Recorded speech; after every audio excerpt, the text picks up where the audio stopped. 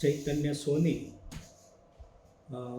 મારો પોતાનો પહેલાં પરિચય આપું તો એનજીઓના ક્ષેત્રમાં લગભગ છેલ્લા 33 વર્ષથી રૂરલ ડેવલપમેન્ટની એક્ટિવિટી સાથે એન્ટરપ્રિન્યોરશિપ ડેવલપમેન્ટની એક્ટિવિટી સાથે એ કામ કર્યાનો એક અનુભવ છે. એન્ટરપ્રિન્યોરશિપના સંદર્ભમાં એ આજે આપણે ફૂડ પ્રોસેસિંગ રિલેટેડ જે પ્રોજેક્ટ છે પ્રોજેક્ટના સંદર્ભમાં આપણે એ વાત કરવાના છીએ. એમાં આપણે સૌ પ્રથમ ફૂડ પ્રોસેસિંગના બિઝનેસ ઉપર જઈએ એ પહેલાં એ એગ્રીકલ્ચર, હોર્ટિકલ્ચર અને એનિમલ હસબન્ડરી ફૂડ પ્રોસેસિંગનું જે ક્ષેત્ર છે એ ક્ષેત્ર 3 વસ્તુઓ સાથે એ સંકળાયેલું છે. એટલે એમાં જે એગ્રીકલ્ચરના સંદર્ભમાં એ જ્યારે આપણે બિઝનેસ એ કરવો હોય અથવા એના પ્રોસેસિંગના લગતું એ કામગીરી કરવી હોય તો પહેલાં જે ગુજરાતના સંદર્ભમાં એગ્રીકલ્ચરની જો આપણે પરિસ્થિતિને સમજવા પ્રયત્ન કરીએ તો આખા ઇન્ડિયાની અંદર એ કોટનનું જે ક્ષેત્ર છે એટલે કે કપાસ, તો કપાસના ક્ષેત્રની અંદર એ આખા ઇન્ડિયાની અંદર આપણે 30% ઉત્પાદન કરીએ છીએ. એ જ રીતે એ ગ્રાઉન્ડનટ એમાં 40% આપણે પ્રોડક્શન કરીએ છીએ. એરંડા એટલે કે કેસ્ટર એમાં લગભગ આખા ઇન્ડિયામાં એ 84% એ આપણે પ્રોડક્શન કરીએ છીએ. એ જ રીતે વરિયાળી તો 90% એ આપણે પ્રોડક્શન એ આપણે ત્યાં આગળ ગુજરાતની અંદર થાય છે. એ જ રીતે ઓનિયન એટલે કે ડુંગળી છે, તો ડુંગળીના સંદર્ભમાં પણ આપણે એ આખા ઇન્ડિયાની અંદર એ સૌથી વધુ જે ઉત્પાદન છે એ ઉત્પાદન એ આપણે કરીએ છીએ. આમ એગ્રીકલ્ચર એ એક એવો સબ્જેક્ટ છે કે એના રિલેટેડ એ આપણે નાના મોટા જે ઉદ્યોગો છે એ ઉદ્યોગો એ આપણે એ ઘેર બેઠા પણ એ કરવું હોય તો એ આપણે કરી શકીએ. કારણ કે આપણો એ ખેતી પ્રધાન એ આપણે દેશ છે અને અત્યારે લગભગ 80% એ જે આપણી જે વસ્તી છે એ વસ્તી ખેતી આધારિત છે. અને ખેતી આધારિત જે આપણી જે મોટાભાગની જે વસ્તી છે એ વસ્તીને જો આપણે ઇકોનોમિક રીતે ડેવલપમેન્ટ આપણે કરવું હોય તો એગ્રીકલ્ચર છે એ એગ્રીકલ્ચરના એ બેઝને આપણે એ થોડુંક સ્ટ્રોંગ કરવું પડે. અને ખેતી છે એને એક બિઝનેસની રીતે એ જોવાનો એ હવે જે સમય છે એ સમય એ આવી ગયેલો છે. એટલે ગુજરાતના સંદર્ભમાં આપણે જે પરિસ્થિતિ જોઈ તો એના રિલેટેડ આપણે ઘણા બધા જે ઉદ્યોગો છે એ ઉદ્યોગો એ આપણે એ કરી શકીએ એમ છીએ.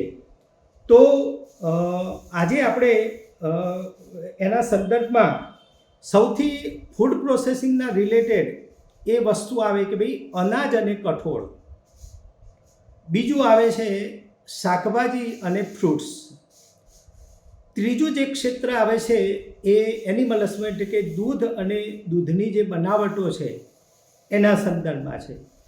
ચોથું જે ક્ષેત્ર છે એ ક્ષેત્ર છે ફૂલ અને જે નર્સરી દ્વારા પણ આપણે એ ઉદ્યોગો કરી શકીએ. અને પાંચમું જે ક્ષેત્ર છે એ નોનવેજના સંદર્ભમાં. તો આપણે આજે એ બધા સબ્જેક્ટ વિશેની આપણે વાત નહીં કરીએ, પણ એમાંથી સૌથી પહેલું એ આપણો જે સબ્જેક્ટ છે એ છે કે ભાઈ અનાજ. તો અનાજના આધારિત, કારણ કે ખેતીની અંદર એ આપણે ખેડૂત છે, ખેડૂત 3 સિઝનની અંદર આપણે જોઈએ તો મોટાભાગે અનાજનું જે ઉત્પાદન છે એ ઉત્પાદન એ આપણે કરતા હોય છે. હવે એગ્રીકલ્ચરની અંદર શું છે કે જે આપણે પ્રોડક્શન થાય છે એ પ્રોડક્શન થયા પછી જે ખેડૂત છે એ ખેડૂત શું છે કે જે વખતે એને પૈસો મળવાની એક પરિસ્થિતિ ઊભી થાય, ઉત્પાદન એ પોતે ઘઉં, દાખલા તરીકે ઘઉં છે તો ઘઉંનું ઉત્પાદન કરે છે, પણ ઉત્પાદન કર્યા પછી એ માર્કેટની અંદર જઈને વેચી દે છે. એટલે એને જે પ્રોફિટ છે એની જે મહેનત છે એ મહેનતનું જે પરિણામ છે પરિણામ એ આપણે જોતા નથી. એટલે જે ખેડૂત છે ખેડૂતે પોતે બિઝનેસમેન બનવું પડશે અને પોતાની જે પ્રોડક્ટ છે એ પ્રોડક્ટનું ઉત્પાદન પોતે કરે અને સાથે સાથે એની અંદર વેલ્યુ એડિશન કરી અને એની અંદરથી એ નાના નાના જે ઉદ્યોગો છે એ ઉદ્યોગો એ આપણે એ કરી શકીએ એવી પરિસ્થિતિ એ છીએ. તો આજે અનાજના સંદર્ભમાં હું તમને 3 સબ્જેક્ટના સંદર્ભમાં વાત કરીશ. સૌથી પહેલું એક આપણે ત્યાં આગળ એ ગુજરાતની અંદર એ ઘઉંનું મહત્તમ ઉત્પાદન થાય છે. બીજું જે ઉત્પાદન છે એ મકાઈનું ઉત્પાદન થાય છે. અને ત્રીજું છે એ ચોખા એટલા બધા નથી પણ અમુક જે એરિયા છે એરિયાની અંદર એ રાઈસ એટલે ચોખાનું પણ આપણે ઉત્પાદન એ થાય છે. એટલે આજે 3 સબ્જેક્ટના સંદર્ભમાં આપણે વાત કરીએ તો એમાં સૌથી પહેલું છે એ વીટ એટલે કે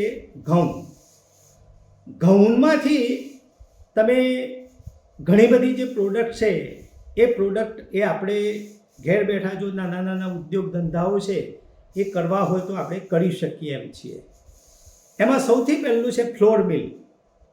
એટલે કે જે આટા અત્યારે તો તમે જોશો તો મોલની અંદર અથવા બધાની અંદર તૈયાર આટા મળે છે. તો આપણે પહેલાં કેવું હતું કે ભાઈ ગામની અંદર તમારી પાસે ફ્લોર મિલ હોય તો ગામના લોકો જ ત્યાં આગળ દળાવવા આવે ને એમાંથી તમે પેલું કરતા. પણ અત્યારે હોટલો અથવા બીજા બધા સોર્સિસ એ વધી ગયા છે ને એ વ્યક્તિઓ એમની પાસે સમય નથી હોતો એટલે પોતે રેડી જેટલી વસ્તુઓ મળતી હોય એ માટે એ પોતે તૈયાર થતા હોય છે. એટલે આપણી આજુબાજુની અંદર આવા જે નાના નાના જે ઉદ્યોગકારો છે કે જે છે એમને આપણે જો સંપર્ક કરી અને આપણે ફ્લોર મિલ એટલે કે આપણા ગામડાની અંદર જે લોકોને દળીને આપીએ છીએ પણ સાથે સાથે આજુબાજુની અંદરથી પણ એ આવા જે ઉદ્યોગો ધંધાઓવાળા છે એમને આપણે સંપર્ક કરી અને ફ્લોર મિલ એ આપણે એક નાખી શકીએ. અને એમાં આ બધા જે હું તમને જે કહીશ એ લગભગ 1,00,000-2 લાખની અંદર આપણે ગામડા લેવલે ઉદ્યોગ ધંધા કરવા હોય તો આપણે કરી શકીએ એમ છીએ. બીજું છે બ્રેડ. ત્રીજી વસ્તુ છે કૂકીઝ છે, કેક છે, પછી બિસ્કિટ છે, પાસ્તા છે, પછી નૂડલ્સ છે. આ બધી જે વસ્તુઓ છે એ વસ્તુઓ બેકરી છે. બેકરીની અંદર જુદી જુદી જે આઇટમો છે એ આઇટમોનું પણ એમાંથી તમે અમુક સિલેક્ટેડ આઇટમો કરી અને અત્યારે ખાખરા છે, તૈયાર ખાખરાનું પણ આપણે માર્કેટની અંદર જોઈએ તો હવે એ પણ આપણે બનાવી શકીએ. તો જે ઘઉં છે એ ઘઉંમાંથી જે વસ્તુઓ છે એ વસ્તુઓનું આપણે જે વેલ્યુ એડિશન કરી અને આપણે ગામડા લેવલે આવા નાના નાના જે ઉદ્યોગ ધંધાઓ છે એ ઉદ્યોગ ધંધાઓ એ આપણે સ્થાપિત એ કરી શકીએ એમ છીએ. બીજું જે ક્ષેત્ર છે એ આવે છે મકાઈ. તો મકાઈની અંદર તમે આજે ગામડા લેવલે તમે રોડ ઉપર કે ક્યાંક તમે જોતા હશો અત્યારે કે નાના નાના લારી ઉપર લઈ અને મકાઈ ડોડા એ શેકી અને પોતે એ આપી અને પોતાનું જે ગુજરાન છે ગુજરાન એ પણ ચલાવતા હોય છે. તો આવા અમેરિકન મકાઈ છે, આપણે સાદા જે મકાઈ છે એ મકાઈને બાફીને છે પછી એનું તમે દાણા કાઢી અને એમાં મસાલા ભેળવી અને પણ તમે નાના નાના પેલા પડિયાની અંદર એ રોડ ઉપર તમે ઉભાડો તો ત્યાંથી પણ તમે એ સિવાય છે પોપકોર્ન પણ તમે એ બનાવી શકો. પછી દલિયાના પેકેટ અત્યારે હેલ્થના કારણ કે લોકો હવે શું છે કે ધીમે ધીમે એ પોતે હેલ્થ પ્રત્યે કોન્શિયસ થતા જાય છે. તો હેલ્થ એટલે કે જે દલિયા છે જે જુદા અનાજ ભેગા કરી તો એમાં પણ જે મકાઈ છે એ મકાઈનો ઉપયોગ કરી અને દલિયાના પણ જે પેકેટ છે એ પેકેટ આપણે સિટી અથવા એરિયાની અંદર એ આપણે આપી શકીએ. કુરકુરે છે એ સિવાય જે છે મકાઈના પૌવા છે, મકાઈના જે પૌવા છે એનો પણ આપણે જે ઉદ્યોગ ધંધો છે એ ધંધો એ આપણે કરી શકીએ. તો આ રીતે મકાઈની જે વસ્તુઓ છે મકાઈમાંથી એમાંથી પણ આપણે એ ગ્રામ્ય સ્તરે એ ઉદ્યોગ ધંધાઓ એ આપણે કરી શકીએ. ત્યાર પછી આવે છે ચોખા. તો ચોખામાંથી તમે રાઈસ મિલ એ નાખી શકો છો. પછી રાઈસની કેક પણ બનાવવામાં આવે છે. કારણ કે સિટી એરિયાની અંદર એવા જન્મદિવસને બધું ઉજવતા હોય તો એવામાં અત્યારે હવે ધીમે ધીમે એ જે રાઈસ છે એમાંથી પણ કેક બનાવી પછી રાઈસની નૂડલ્સ છે એ પણ તમે કરી શકો. પછી રાઈસનું ફાર્મિંગ કરી શકો. તો આ રીતે જે ચોખા છે એ ચોખામાંથી પણ તમે, અને ચોખા તો બીજા હોટેલ અથવા બીજી જગ્યાએની અંદર પણ એ બધી વસ્તુઓનો જે ઉપયોગ છે એ ઉપયોગ એ આપણે થતો હોય છે. તો આ રીતે આજે આપણે આજે 3 વિષય છે, 3 વિષયના સંદર્ભમાં એ આપણે ગામડા લેવલે એ નાના નાના ઉદ્યોગ ધંધાઓ એ સ્થાપી શકીએ છીએ. હવે જે ઉદ્યોગ ધંધા છે એમાં 3 ક્ષેત્ર છે કે કાં તો આ બધી જે વસ્તુઓ છે એ વસ્તુઓમાંથી તમે મેન્યુફેક્ચરિંગ કરી શકો, એટલે કે એમાં વેલ્યુ એડિશન કરીને પ્રોસેસિંગ, કે એનું પ્રોસેસ કરી અને તમે જે વસ્તુઓ છે વસ્તુઓ એ તમે બનાવી શકો. બીજું જે ક્ષેત્ર છે એ આવે છે પેકેજિંગ, કે જે વસ્તુઓ છે, દાખલા તરીકે ઘઉંની સિઝન હોય ને ઘઉંની અંદર તમે ક્લિનિંગ સાફ કરી અને બેગની અંદર તૈયાર કરી અને તમે માર્કેટની અંદર તમે વેચો, તો પેકિંગ કરીને પણ આ ક્ષેત્રની અંદર એ તમે કામગીરી એ કરી શકો. અને ત્રીજી વસ્તુ આવે છે ટ્રેડિંગ, કે જે વસ્તુ છે એ વસ્તુનું એ તમે ટ્રેડિંગ કરી અને ઉદ્યોગ ધંધો છે એ ઉદ્યોગ ધંધો પણ તમે ગામડા લેવલે એ સ્થાપિત એ કરી શકો છો. તો આ રીતે આપણે આજના સંદર્ભમાં આપણે ટૂંકાણમાં એ આ 3 વિષયના સંદર્ભમાં એ આપણે એ વાત કરી છે. અને આ બધા જે ઉદ્યોગ ધંધાઓ છે એ ધંધાઓ માત્ર આપણે 5 લાખથી નીચેનું ઇન્વેસ્ટમેન્ટ કરી અને આપણે જે પોતાની જે આજીવિકા છે એ આજીવિકા એ આપણે એ ઊભી કરી શકીએ એમ છીએ. એટલે અત્યારે આપણે જે ફૂડ પ્રોસેસિંગ છે એ પ્રોસેસિંગના પ્રથમ જે આજે આપણે જે વિડીયો આજે બનાવ્યો છે એની અંદર આજે 3 ક્ષેત્ર છે, 3 ક્ષેત્રમાં એ આપણે સમજવાનો પ્રયત્ન એ આપણે કરેલો છે.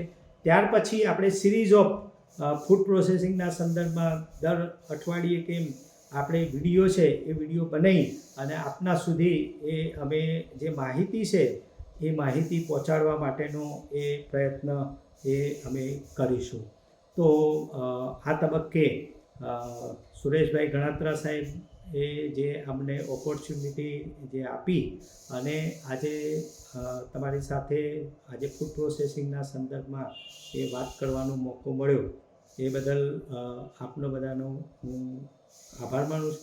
સાથે સાથે તમારે પણ કંઈ મારી મદદની જરૂર હોય તો પણ તમે સુરેશભાઈ ગણાત્રા સાહેબનો સંપર્ક કરી શકો છો.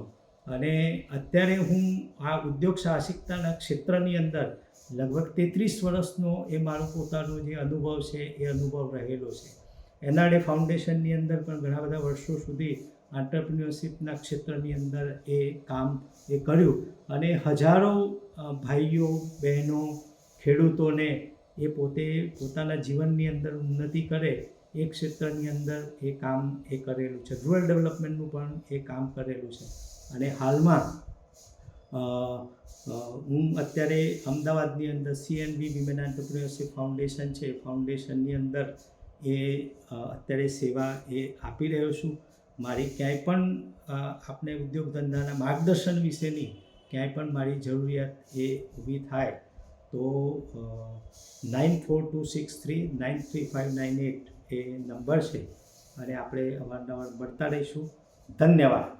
નમસ્કાર.